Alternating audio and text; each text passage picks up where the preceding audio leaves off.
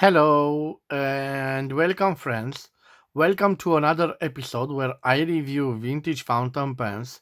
This time I have for you a brand that you are familiar with, a Geha, Gebruder Hartmann, German piston filler from the 1950s.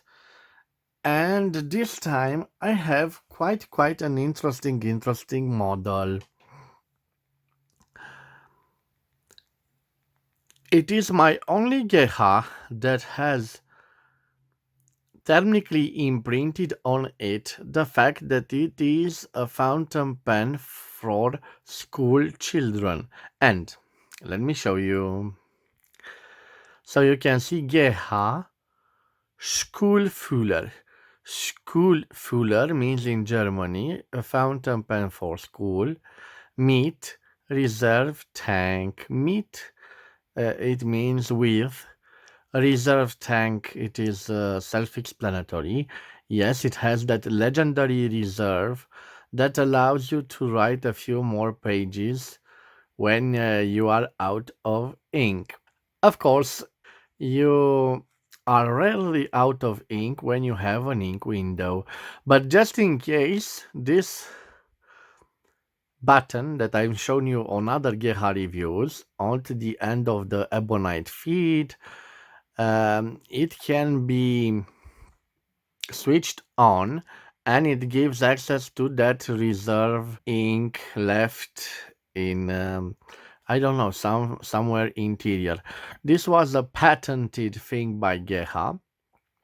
I'm not so sure how it works, but I will do my research and someday I will do a special episode where I will show you how this reserve works. This is a special fountain pen, like I told you. Among these thermically imprinted inscriptions, we have another interesting inscription right here. Yes, it has a serial number on the barrel.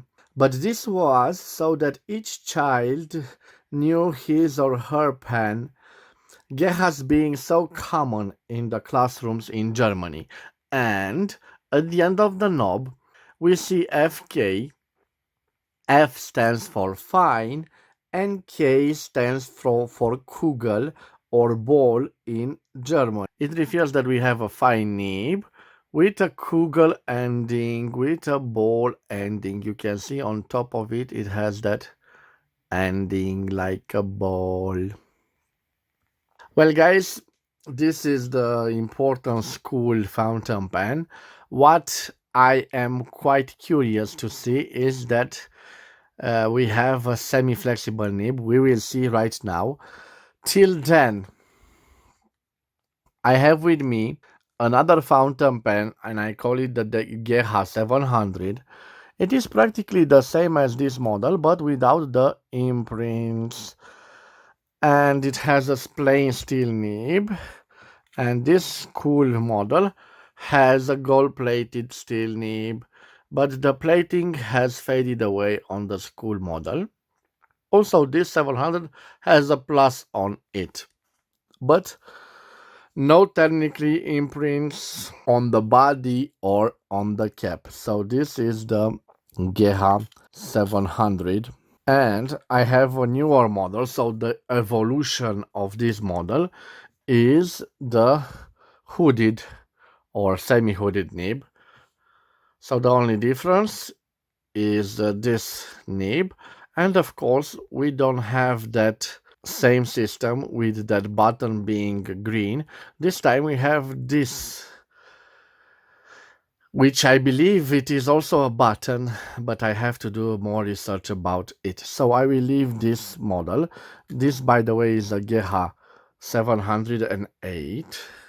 Yes, I will leave them aside, and till I present you with the ink for the ink sample, I will leave also the dimension of this Geha school fountain pen on the screen. For the writing sample, I will use, guys, this Parker Quick ink. It is quite a nice and lubricated ink, and I love it, especially for vintage piston fillers. Okay, so this is the fountain pen. It has a slight bit of ink here, but as you see, it was cleaned with water and there is still residues of water on the ink window. So it is simple. Yes, I will put the piston. You can see the end of the piston is a plastic one, and that's it. It reached the end. Now I will shake a little bit the Parker Quick Ink and I will try to open it. It's quite stuck. Okay. I need a little bit of tissue and I hope I still have a little piece of tissue. Yes, I have here a piece of tissue. So guys, just insert it like this and it will draw the ink. Okay, now just remove the excess ink and clean it thoroughly. You can see the ink reservoir is full of ink. Yes. Now remember guys, after you use the ink bottle, please cap it to avoid accidents, and believe me, accidents do happen. Okay, I will leave the Parker here. I will put the cap back on the fountain pen. I have a little drop of ink right here. And now guys, for your viewing pleasure, I will change the angle of the camera. Okay guys, so this is a perfect angle in my opinion, because I want to show you how it writes. First of all, let me see if it posts. Yes, it posts quite securely and it gives a little balance. You know that I don't like my fountain pen to be posted, and in time there will appear some scratch marks. They are barely visible on this. It's full of little micro scratches, but let's say we use it on cap. Okay, so I have a Geha. And guys, you know that my German isn't so good, so yes, I have to read it from the cap. So I have a Geha Sü Kü Hul School Fuller. I have a school fuller. It was made in Germany, in the 1950s. It is equipped with a steel Geha nib, gold plated. It is a FK nib, and F stands for fine and K stands for Kugel, which means ball in German. Okay guys, I don't think this is a flexible nib, but why not? And yes guys, we are talking about that little semi-flexible nib of the 1950s fountain pens. It has that little flex to it, and let me demonstrate the flex. So just look at the tines. I need more zoom. Yes, here. So look at them, how they separate. Not a big one, but certainly you can see the difference. And now, speaking about the difference, let's do so. This is simple without pressure, and this is with pressure. Definitely we have a line variance, which is specific to fountain pens made in Germany with steel or gold nibs. This was the trend of the 1950s, and I love it. This is one of the wonderful fountain pens that I bought. I'm using the ink Parker Quick Ink. By the way, guys, I paid for this second hand 73 lays, which means approximately 15 euros, or also approximately 18 American dollars. And believe me, guys, at this price, this is a steal.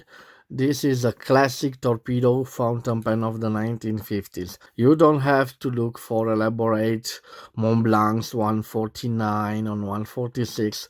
This is a classic German fountain pen from the 1950s with a piston filler. Not a blind cap, but with an ink window, with a gorgeous flexible nib. What do you want more? With this hooded grip section, wonderful, wonderful piece with a elegant clip. This is the perfect fountain pen in my opinion, and it's a win. You just buy it and you will be satisfied with its performance. Let me, by curiosity, see if it is possible to reverse write with it. And why am I not surprised? Yes, you could reverse write with it. It writes like a EF, and it doesn't scratch.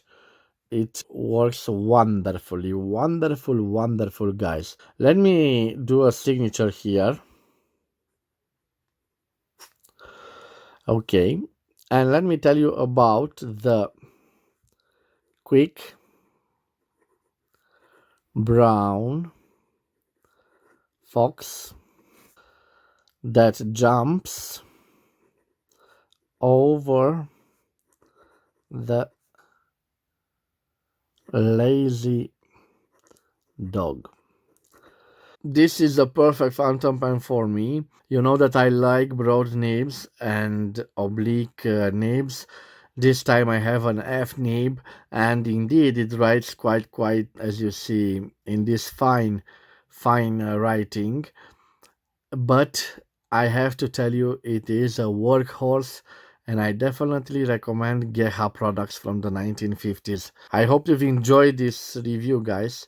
If you've enjoyed this review, please subscribe to my channel to support my activity. In return, I promise that I will bring you new and vintage fountain pens for your viewing pleasure. I will review them, and of course I will do writing samples. I want to wish you to have a nice day wherever you are, guys. Please take care of yourselves in this pandemic time. I promise that I will see you at the next episode tomorrow. Till then, please take care of yourself, guys, and all the luck in the world. Bye bye.